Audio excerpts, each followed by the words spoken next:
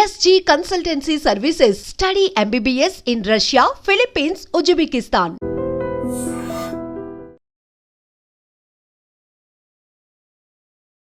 నమస్తే, welcome back to iDream media. నేను మీ ఝాన్సీ. తామర గురించి మాట్లాడుకుంటే ఇది ఒక డిస్కస్టింగ్ సబ్జెక్ట్ అని అనుకోవచ్చు. ఎందుకంటే వేరే డిసీజెస్ అన్నీ ఒకవైపు, అంటే చిన్న చిన్న ఇష్యూస్, హెల్త్ ఇష్యూస్, తామర, గజ్జి ఇలాంటివి ఒకవైపు. ఎందుకంటే మన ఇంటి సభ్యులు కూడా మనల్ని చూసి కొంచెం వానికి కొంచెం కాస్త పక్కన పెట్టే సిచ్యువేషన్స్ ఇవి. ఎందుకంటే తామర అనేది కాంటేజియస్ కాబట్టి ఒకరి నుంచి ఒకరికి వస్తుంది అన్నప్పుడు, ఇంట్లో ఒకరికి ఉన్నప్పుడు పక్కన వాళ్ళు మన వస్తువులు యూజ్ చేయడానికి కూడా భయపడుతుంటారు. ఎక్కడో ఒక్క చోట స్టార్ట్ అయ్యి ఇచ్చింగ్ వచ్చేసి మొత్తం అంతా వచ్చేసి, అంటే మనం బయటకు వెళ్ళడానికి కూడా కొంచెం కాస్త బాధపడే సిచ్యువేషన్స్ కూడా మనం ఫేస్ చేస్తూ ఉంటాము. మరి ఈ తామరకి ఆయుర్వేదంలో ఎలాంటి వైద్యపరమైన చికిత్స ఉంది, ఎలాంటి మెడికేషన్ ఉంది, అసలు ఎందుకు వస్తుంది ఈ తామర? ముందుగా తెలుసుంటే అబ్బా ఇలాంటివి చేసేవాళ్ళం కాదు అంటూ ఉంటారు కదా. అండ్ వచ్చినప్పుడు కూడా కొన్ని తినకుండా ఉండాలి. అవి ఏంటనేది తెలుసుకుందాము. ప్రస్తుతం అంతా ఉన్నారు 35 ఏళ్ల ఆయుర్వేద వైద్య అనుభవం ఉన్న చిటిబుట్ల మధుసూదన్ శర్మ గారు. నమస్తే సార్. నమస్తే సార్, మీ సర్వీస్లో చాలా కేసెస్ మీరు డీల్ చేసి ఉంటారు లైక్ ఈ 35 ఇయర్స్లో. బట్ స్కిన్ రిలేటెడ్ ఇష్యూస్ వచ్చేసరికి అది కూడా ఒక మన నుంచి వేరే వాళ్ళకి అంటూ వ్యాధి అన్నప్పుడు చాలా ఈ కుటుంబ సభ్యులైనా, ఫ్రెండ్స్ అయినా, ఎంత క్లోజ్ ఫ్రెండ్స్ అయినా దూరం పెడుతూ ఉంటారు. మరి ఈ తామర అనేది అసలు ఎందుకు వస్తుంది? పాయింట్ టు పాయింట్ వెళ్తే ఎందుకు వస్తుంది, ఎవరిలో వస్తుంది? ఇది ఒక రకమైనటువంటి ఫంగస్ అనేటువంటి క్రిమి వల్ల వస్తుందమ్మా. ఓకే. సో శుభ్రత పాటించినటువంటి వాళ్ళలో, వ్యాధి నిరోధక శక్తి తక్కువగా ఉన్నటువంటి వాళ్ళలో, ఎక్కువగా వెయిట్ ఉన్నటువంటి వాళ్ళలో, చెమట పోసేటువంటి తత్వం ఎక్కువగా ఉన్నటువంటి వాళ్ళలో, అదేవిధంగా ముఖ్యంగా వేసవికాలం పరిస్థితి ఉన్నప్పుడు, సో ఇలాంటి వాళ్ళల్లోనే ఎక్కువ ఈ యొక్క తామర కనిపిస్తుంటుందమ్మా. ఇది అంటువ్యాధమ్మా. ఒకరికి మొదలైందంటే ఇంచుమించు కుటుంబ సభ్యులకు అందరికీ వచ్చేటువంటి అవకాశం ఉంటుంది. వ్యాధి నిరోధక శక్తి తక్కువ ఉందంటే తక్కువ నేనున్నానంటూ ప్రత్యక్షం అవుతుందమ్మా. అంటే వీక్ గా ఉన్న వాళ్ళకి ఎక్కువగా వచ్చే అవకాశం ఉంటుందా సార్? తక్కువ ఉన్నటువంటి వాళ్ళలో వస్తుందమ్మా. ఎందుకంటే ఫంగస్ అమ్మా ఇది. సో స్కిన్ మీద గ్రోత్ అవుతుంటుంది కాబట్టి ఈ ఫంగస్ క్రిమి ఒకరికొకరి స్కిన్ కాంటాక్ట్ అయినా, ఒకరి బట్టలు ఒకరు వాడినా, లేకపోతే ఈవెన్ సోప్ ఇలాంటివి వాడినా, లేకపోతే ఈ బ్లాంకెట్స్, తర్వాత ఈ పడక గదిలో అవన్నీ ఏమన్నా దిండు ఇలాంటివి వాడినా కూడా క్రిమి అక్కడ ఉంటే ఆ ఎఫెక్ట్తో వీళ్ళ చర్మం మీద కూడా క్రిమి ఫంగస్ వచ్చేసి వీళ్ళకి కూడా వస్తుందమ్మా. సో రింగ్ వామ్ అనేటువంటి పేరుతో పిలుస్తారమ్మా. సర్వసాధారణంగా ఫస్ట్ చిన్నగా మొదలవుతుందమ్మా మీరు అన్నట్లు. తర్వాత క్రమంగా ఇంతింతై ఒటిడింతై అన్నట్లు క్రమక్రమంగా బాడీ అంతా స్ప్రెడ్ అవుతుందమ్మా. కొంతమందికి వాళ్ళ అదృష్టవశాత్తు కొన్ని భాగాల్లోనే పరిమితం అయిపోతే, మరి కొంతమందికి మాత్రం బాడీ అంతమా చర్మం మీద ఎక్కువ భాగాల్లో ఇది వచ్చేటువంటి పరిస్థితి ఏర్పడుతుంది. ముఖ్యంగా ఈ చంకల భాగంలో, ఫోల్డ్స్ ఉన్నటువంటి ప్రాంతంలో, అదేవిధంగా నడుము భాగంలో, పొత్తికడుపు భాగంలో, అదేవిధంగా గజ్జల ప్రాంతంలో. మనం ఇప్పుడు ఏదైనా టైట్ గా సమ్ బ్లౌజెస్ ఇక్కడ టైట్ గా ఉన్నా కానివ్వండి, చాలా మంది బాగా టైట్ బట్టలు వేసుకుంటారు, అట్లా కూడా వస్తుంది కదా ఎక్కువ అవకాశం ఆ ప్లేసెస్ లో కూడా. గాలి ఆడనటువంటి ప్రదేశాల్లో ఎక్కడైనా ఇది ఉధృత రూపం దాలుస్తుంటుందమ్మా.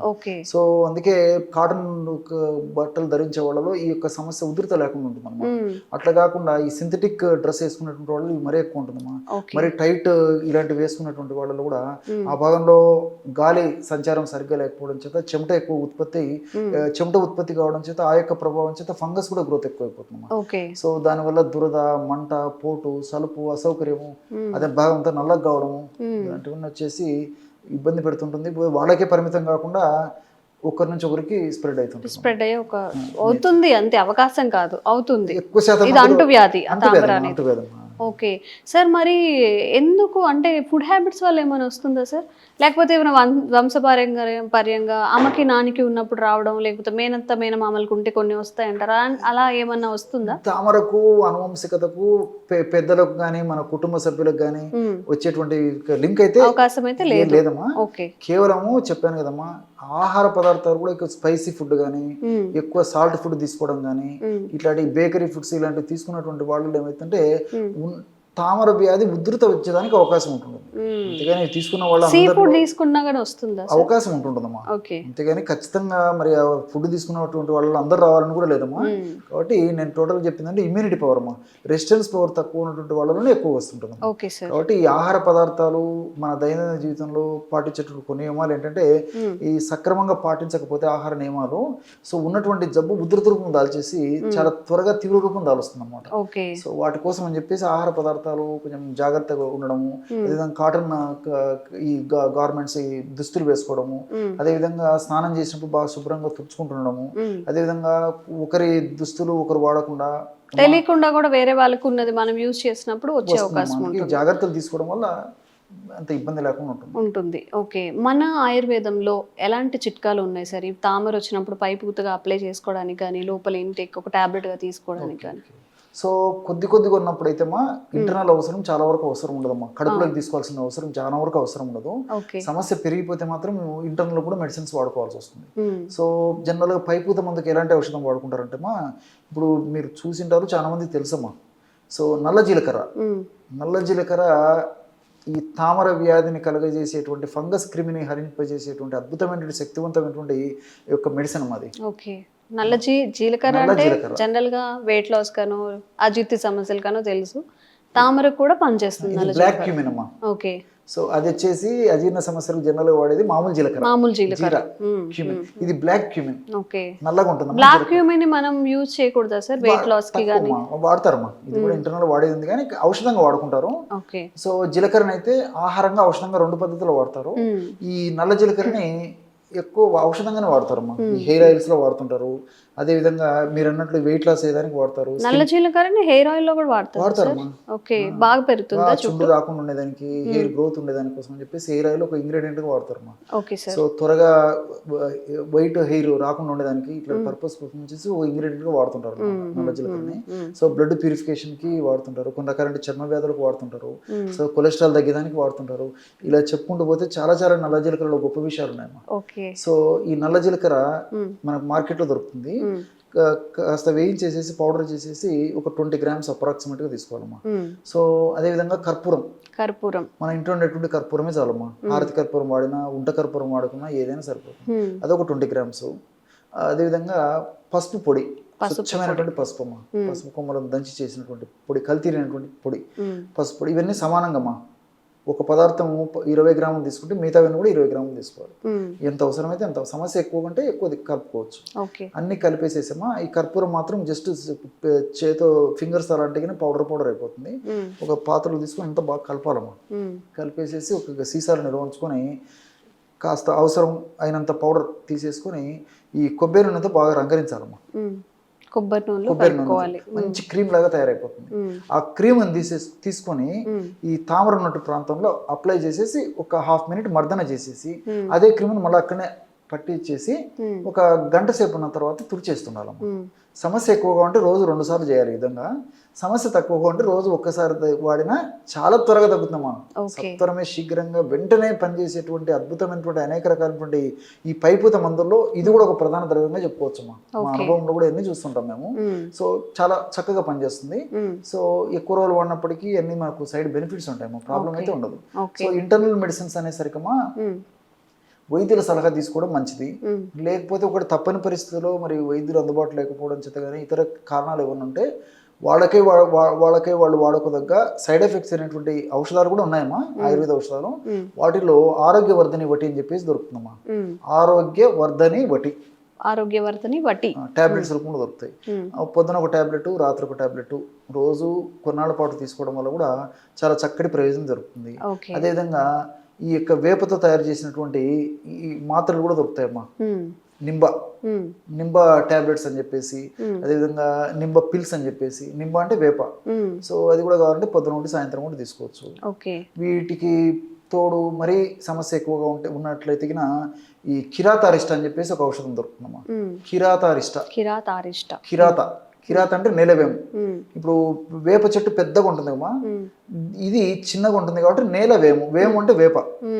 నేలవేము కొద్ది ప్రాంతంలోనే నేలను ఆనుకొని కొద్ది ఎత్తు మాత్రం పెరుగుతుందమ్మా. అది కూడా ఈ తామర తగ్గించడానికి చాలా అద్భుతంగా పనిచేస్తుంది. సో కిరాతారిష్ట అంటారమ్మా సంస్కృతంలో. కిరాత నేలవేము అంటే తెలుగులో. సో అది మనకు మార్కెట్లో దొరుకుతుంది. అది రోజు ఉదయం ఒకసారి, రాత్రి ఒకసారి 10 ml లిక్విడ్, 10 ml వాటర్ కలిపి తీసుకున్నా కానీ ఈ బ్లడ్ బాగా ప్యూరిఫికేషన్ జరగడంతో పాటు ఈ ఫంగస్ గ్రోత్ కూడా తగ్గిపోయి ఫంగస్ యొక్క ఇబ్బంది లేకుండా భవిష్యత్తులో దానివల్ల ఇతర ఉపద్రవాలు రాకుండా కూడా కంట్రోల్ చేస్తున్నాం. దురద తగ్గిపోతుంది. తర్వాత చర్మం కలర్ కూడా మారిపోయి ఉంటుంది, నల్లగా. ఆ నలుపుదనం కూడా తగ్గిపోతుంది ఈ కిరాతారిష్ట అనేటువంటి ఔషధాన్ని వాడుకోవడం. ఓకే సార్, కొంచెం స్వీట్ అండ్ షార్ట్గా చెప్పండి. సార్ తామర వచ్చినప్పుడు అవాయిడ్ చేయాల్సిన పదార్థాలు ఏంటి? అవాయిడ్ చేయాల్సిన చెప్పాను కదమ్మా, ఈ జంక్ ఫుడ్ ఎక్కువ తీసుకోకూడదమ్మా, ఫాస్ట్ ఫుడ్స్, తర్వాత ఈ bakery foods, ice creams, cool drinks, ఇలాంటి పదార్థాలు ఎంత తక్కువ తీసుకోగలిగితే అంత మంచిదమ్మా. ఇవంటే ఇవన్నీ ఏంటంటే అసిడిక్ నేచర్ ఉన్న పదార్థాలు. ఈ అసిడిక్ నేచర్ ఎప్పుడైతే బ్లడ్ లో పెరుగుతుందమ్మా, ఈ అసిడిక్ నేచర్ పెరిగినప్పుడే ఈ వైరస్ క్రిములు కానీ, ఇప్పుడు మనం అనుకున్నట్లు ఈ ఫంగస్ అనేటువంటి ఈ క్రిములు కానీ ఎక్కువ గ్రోత్ అయ్యేదానికి అవకాశం ఉంటుందమ్మా. వాటికి అది ఆహారంగా వాటికి మంచిగా ఉపయోగపడుతుంది. కర్రీస్లో సార్, కర్రీస్లో వెజిటేబుల్స్ కానీ మీట్లో కానీ ఎలాంటివి అవాయిడ్ చేయాలంటారు? కర్రీస్లో కూడా ముఖ్యంగా ఈ దుంపకూరలు అవాయిడ్ చేయడం మంచిదమ్మా. సో దుంపకూరలు, తర్వాత ఈ వంకాయలమ్మా, చాలా మంది చెప్తుంటారు వంకాయలు ఉంటుంటే కొన్ని కెమికల్స్ వల్ల దురద పెరిగిపోయేటువంటి టెండెన్సీ ఉంటుంది కాబట్టి ముఖ్యంగా ముదిరినటువంటి వంకాయలు తీసుకోకూడదమ్మా. తర్వాత ఈ కర్రీస్లో దుంపకూరలు, ఈ బంగాళదుంప కానీ, చిలగడ దుంప కానీ, అదేవిధంగా చేమగడ్డలు అని చెప్పి చెప్తుంటారమ్మా, ఆ గడ్డలు కానీ ఇలాంటివి తీసుకోకూడదమ్మా. సో ఇలాంటివి తీసుకోకూడదు. తర్వాత ఆయిల్లో ముంచి చేసినటువంటి వడలు, పకోడీలు ఇలాంటివన్నీ కూడా కొన్నాళ్ళ పాటు బంద్ చేయడము, లేకపోతే తీసుకుని చాలా కొద్ది ప్రమాణంలో తీసుకుంటే సరిపోతుంది. నీళ్ళు ఎక్కువ తాగుతున్నారమ్మా, నీళ్ళు ఎక్కువ తాగుతున్నా బాడీని కూల్ చేసేటువంటి ఆహార పదార్థాలు బాగా వాడుకోవడం వల్ల మరి తామర వ్యాధి రాకుండా ఉంటుంది. ఒకవేళ వచ్చినప్పటికీ చాలా త్వరగా తగ్గిపోతుంది. ఓకే సార్, ఏవైతే చెప్పారో చాలా చాలా సులువైనవి, మనకి ఇంట్లో దొరికేవి కాబట్టి ట్రై చేసి చూడండి. ఒక 1 month 2 months చేసి చూడండి. ఎందుకంటే చాలామంది ఈ స్కిన్ రిలేటెడ్ అలర్జీస్ వచ్చినప్పుడు ఒకటి పడదని ఇంకొకటి పడదని అవి మార్చి యూజ్ చేస్తూ ఉంటారు. ఇవి యూజ్ చేయడం వల్ల అన్ని న్యాచురల్గా దొరుకుతాయి కాబట్టి కొంచెం ఏదైనా టైం పట్టినా కానీ మనకి ఏం సైడ్ ఎఫెక్ట్స్ ఉండవు. స్కిన్ రిలేటెడ్ మళ్ళీ బయటకు కనిపిస్తాయి అనుకోవడానికి కూడా ట్రై చేయండి. చేసి ఎలా వర్క్ అయింది, లేదు మీకు తెలిసిన వాళ్ళకి తామరతో ఎవరైనా బాధపడుతుంటే ఈ వీడియో వాళ్ళకి ఫార్వర్డ్ చేయండి. తప్పకుండా చాలా ఉపయోగపడుతుంది. అండ్ ఇలాంటి రిపీట్ అండ్ ఎలాంటి ఆరోగ్య సమస్యలు ఉన్నా కూడా కామెంట్స్ రూపంలో తెలియజేయండి. తప్పకుండా వీడియో చేసి ప్రయత్నం చేస్తాం. Thank you sir. నమస్తే. Sir, one life lesson what medicine has taught you. Whatever you can do without expecting. But I really believe మన పాజిటివ్ యాటిట్యూడ్ ఉంటేనే మనం ఏదైనా సాధించగలం. గట్ని మనం కరెక్ట్గా డీల్ చేసినట్లయితే అది మనకి పాజిటివ్ హార్మోన్స్ని రిలీజ్ చేస్తుంది. షుగర్ వచ్చిన వాళ్ళ పరిస్థితి ఏంటి? పొట్ట దగ్గర పెరిగితే దాన్ని ఆండ్రాయిడ్ అంటారు, ఆండ్రాయిడ్ ఫోన్ కదా. అసలు థాట్స్ ఎందుకు వస్తాయి? బ్రెయిన్ డెడ్ అంటే దానికి ప్రపంచం అంతా కూడా కొన్ని నిర్దిష్టమైనటువంటి లక్షణాలు ఉన్నాయి. మానసికంగా ధైర్యంగా ఉంటే క్యాన్సర్ జయించవచ్చు. You are a doctor for a cause, sir. అంతే. వాళ్ళకు వచ్చిన ఆదాయం కాకుండా ఫ్రీ సర్వీస్ ఎంతమందికో చేస్తారు.